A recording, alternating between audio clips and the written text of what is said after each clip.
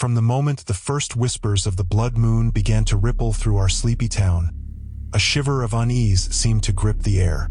The older folks, faces drawn tight over old bones, spoke of it in hushed tones, warning that this was not just an astronomical curiosity but a harbinger of something far darker.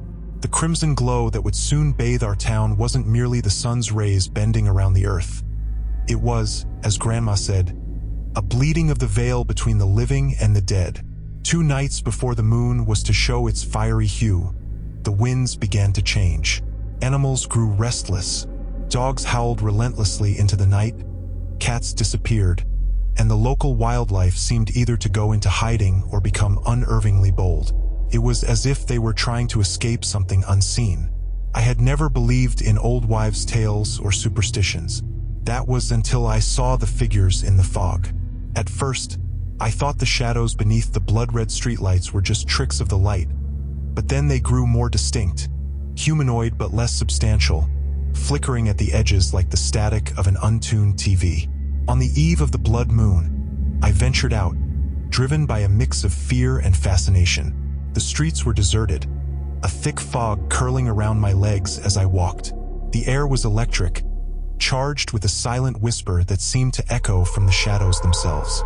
The moon, nearly full now, cast a deep, ominous glow over everything, painting the world in shades of crimson and black.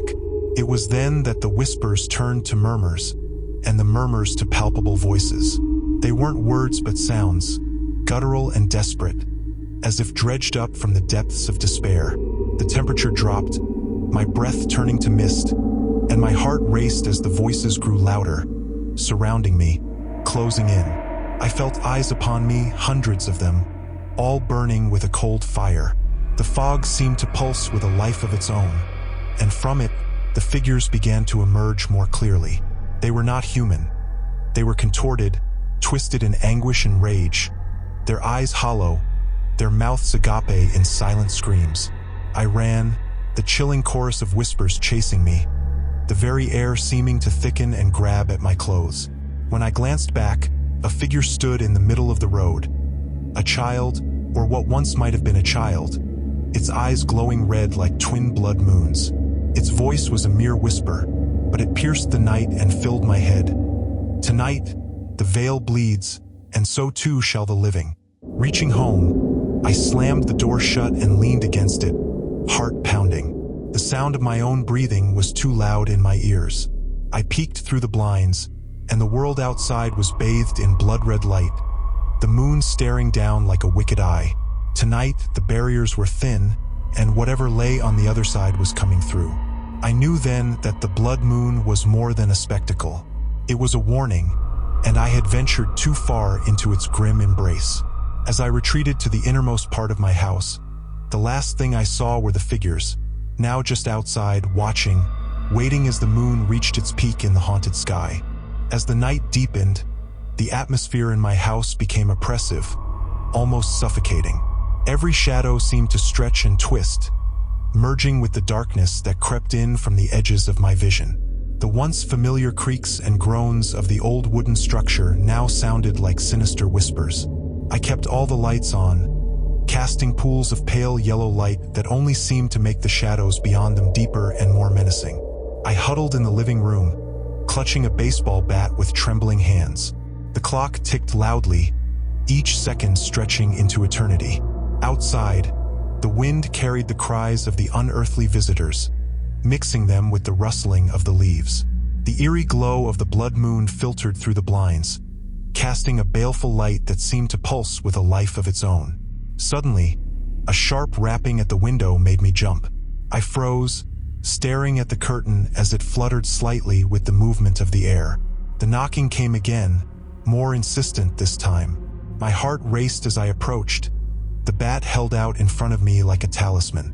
With a shaking hand, I pulled back the curtain. There, pressed against the glass, was the face of a woman, her eyes hollow, her skin as pale as the moonlight. She looked at me, her lips moving slowly, mouthing words I couldn't hear. I stumbled back, gasping, and when I looked again, she was gone, leaving only the lingering touch of her gaze like a stain on my mind. The power flickered then, and a surge of panic sent me scrambling to the kitchen for candles. As I fumbled with matches, the house plunged into darkness. The only light now was the unnatural red glow from outside, seeping in, unbidden. The whispers grew louder, a cacophony of voices that seemed to rise from the very walls. I lit a candle, its flame casting quivering shadows. The whispers turned to groans, and then a pounding began. First at the back door, then the front, a relentless, terrifying drumbeat. I backed into a corner, watching as the candlelight flickered wildly. A cold gust of wind snaked through the room, extinguishing the flame and casting me into total darkness. My breath came in ragged gasps as I felt something move near me. A whisper, soft and sinister, brushed against my ear. "We are the forgotten, the consumed by night." Lights suddenly flared outside, and I heard voices, human voices. Flashlights cut through the darkness, sweeping across my lawn. The pounding stopped abruptly, and the oppressive atmosphere lifted as if a weight had been removed from the air. I peeked out to see figures retreating into the fog, dissipating as quickly as they had appeared. Neighbors, holding lanterns and torches, came into view, their faces etched with concern and fear. Old Mr. Henderson, from down the road, called out, "Are you all right in there?" We saw things. We all did. Couldn't just sit by. Gathering my courage, I opened the door, the cool night air washing over me. I saw them too," I managed to say, my voice shaky. The group exchanged glances, their faces pale under the glow of their lights. "This ain't just a natural event," Mr. Henderson muttered, looking up at the blood moon still dominating the sky. "This is a warning. Something's been unleashed, or maybe it's always been here, waiting for a night like this." As dawn approached, the moon's ominous light waned, and so did the presence of the nightmarish figures. But the fear remained, a lingering shadow in our minds. We knew that the barrier had been thinned, tested by whatever lies beyond our understanding. And as the sun finally rose, casting light over a weary, unsettled town, we silently agreed to watch and wait, for we had seen the true face of the blood moon, and we could not unsee it. As the sun rose, casting long shadows and golden hues across a town that had not slept, the community slowly emerged from their homes. Their faces were drawn and weary, eyes darting nervously as if the dawn's light might at any moment pull back like a curtain to reveal the horrors of the night once more. The streets, usually bustling with the morning routines of a small town, were quiet, as everyone shared a collective unease. We gathered in the center of town, outside the old, stone church that had stood as a silent sentinel over our community for generations. Mr. Henderson, his voice carrying a gravitas born of the night's terrors, suggested a meeting inside the church. "We need to understand what happened, and we need to be prepared in case it happens again," he said, his tone resolute yet tinged with an undeniable fear. Inside the church, under the solemn gaze of stained glass windows depicting serene biblical scenes in stark contrast to our recent experience, the townspeople filled the wooden pews. The air was thick with the scent of old wood and a lingering tension. Mrs. Ellis, the local librarian and a known historian of our area, stood up first. "This isn't the first occurrence of the blood moon bringing disturbances," she began, her voice steady. "I've come across old town records and diaries. Every few generations, there's an account of a night similar to this, where the veil seems thinnest." She laid out old documents on the altar, the faded handwriting testifying to past fears. As we pored over the records, it became evident that these events were cyclical, tied not just to the appearance of the blood moon but to specific conditions, geographical alignments, certain celestial events, and, chillingly, the state of unrest within the world. Each account ended with warnings, scribbled in the margins, imploring future readers to prepare, to remember. The town council, led by Mayor Johnson, a pragmatic man who had until now dismissed the supernatural, called for calm and suggested practical measures. "We need to establish a watch, a sort of protocol for these events. Lights, patrols, gathering points. We must protect those who are most vulnerable." But there was more to the solution than logistics and light. Mrs. Ellis, her finger tracing a line in a century-old diary, looked up with a mix of resolve and dread. "There's something else," she said. "According to these accounts, there's a ritual. It was performed to strengthen the veil, to keep whatever lies on the other side at bay." The very suggestion of a ritual split the gathering. Some balked at the idea, calling it superstition, while others, shaken by the night's reality, argued it was worth considering. The debate raged until Mr. Henderson banged his hand on the back of a pew, silencing the murmurs. "Whether we believe in it or not, we felt it. We saw it. We can't deny that something happened. If there's a chance this ritual can prevent it, shouldn't we at least try?" His question hung in the air, heavy and undeniable. Agreement was hesitant but eventually unanimous. We would research the ritual, understand its origins and meanings. The younger members teamed up with the elders, combining modern research techniques with old lore. Together, we dug into the archives, interviewed the oldest residents, and even reached out to universities with folklore departments. As weeks turned to months, the community grew closer, bound by a common cause and the shared night of terror. Skepticism waned as collaboration grew, and the night of the blood moon transformed from a curse into a catalyst that united a town fragmented by modern life and ancient fears. Finally, with another blood moon predicted to rise in the coming year, we prepared. Lanterns were made with symbols from the old texts, patrols were trained, and, most critically, the ritual was planned. It would be held on the eve of the next blood moon, at the heart of the town, under the watchful eyes of everyone who could stand witness. We stood together, not just to confront a night of fear, but to reclaim the strength of a community that had decided to face the darkness together, armed with light, lore, and a newfound unity. As the ritual night approached, we were no longer isolated victims of forgotten curses. We were a town, fortified not just by our preparations but by our shared resolve to protect our home, come what may under the blood moon's glow. As the date of the next blood moon approached, the atmosphere in the town shifted from one of shared resolution to one tinged with apprehension. Houses and streets were festooned with symbols and charms, painstakingly recreated from the ancient texts and diaries.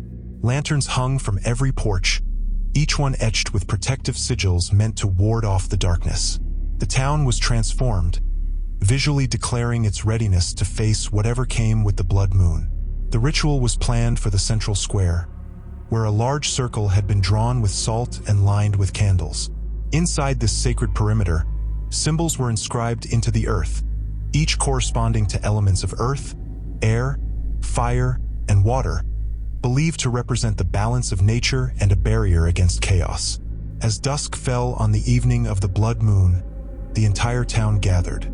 The square was bathed in the soft glow of candlelight, and the moon began its ascent, slowly tinting the world with its ominous red light.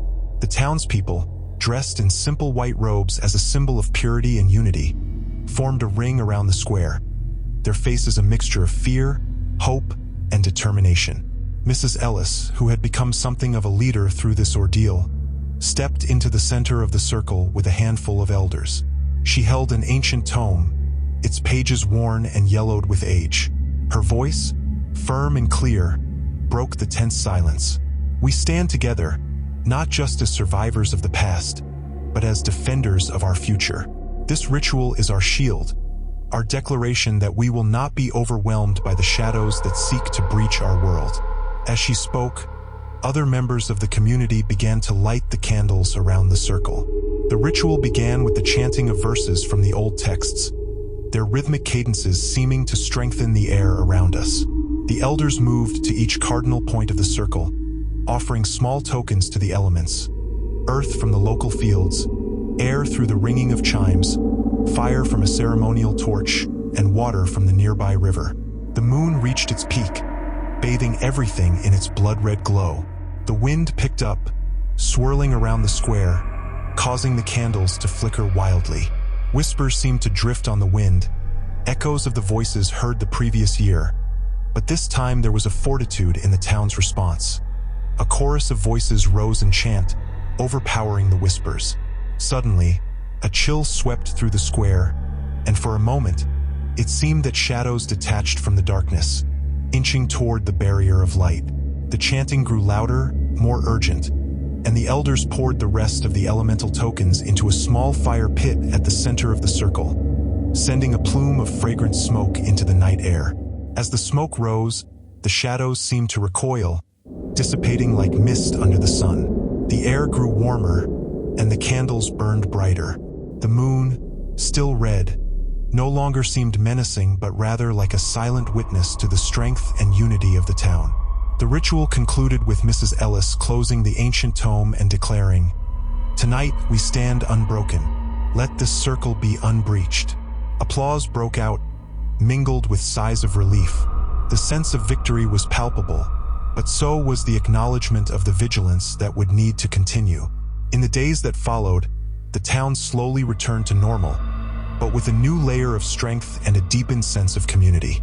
Stories of that night would go on to be added to the town's archives, a reminder for future generations of the power of unity and the importance of remembering and respecting the old ways.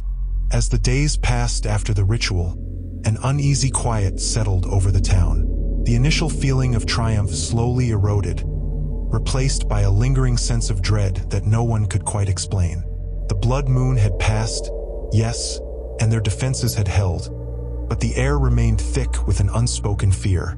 The candles around the town square, though now extinguished, seemed to hold onto the shadows they once kept at bay.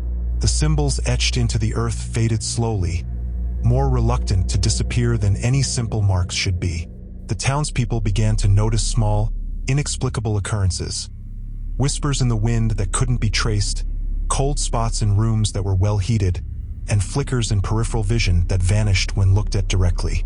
Mrs. Ellis, who had led the ritual, was the first to voice the unease.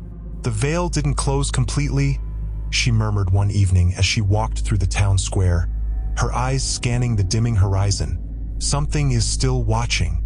Her words spread like a chill through the community, and soon others came forward with their own unsettling experiences. The librarian found several books misplaced in the local library, volumes on ancient rituals and demonology that no one recalled moving. A farmer reported that his healthiest livestock were increasingly agitated, refusing to enter their barn at night. And children spoke of the man in the moon, who didn't smile but wept tears of blood. As the days shortened and the nights grew longer, a palpable tension took hold. The protective symbols were redrawn, this time inside homes and along doorways, but the feeling of safety they provided was tenuous at best. One foggy evening, as a thin mist crept along the streets, the streetlights flickered and went out, plunging the town into darkness. When the lights returned, the people found that all the symbols, those freshly drawn for protection, were erased, as though wiped clean by an unseen hand. That night, the whispers grew louder, no longer just fleeting sounds carried on the wind but clear, distinct voices calling out from the shadows. "You opened the door," they hissed, "and forgot to close it." Panic spread as realization dawned. The ritual, meant to strengthen the veil, had instead thinned it further, drawing the attention of whatever lurked just beyond their reality. The town square, once the heart of their collective strength, now seemed to pulse with a sinister life of its own. On the next new moon, under a sky devoid of stars, the townspeople gathered once more in the square, not in unity but in desperation.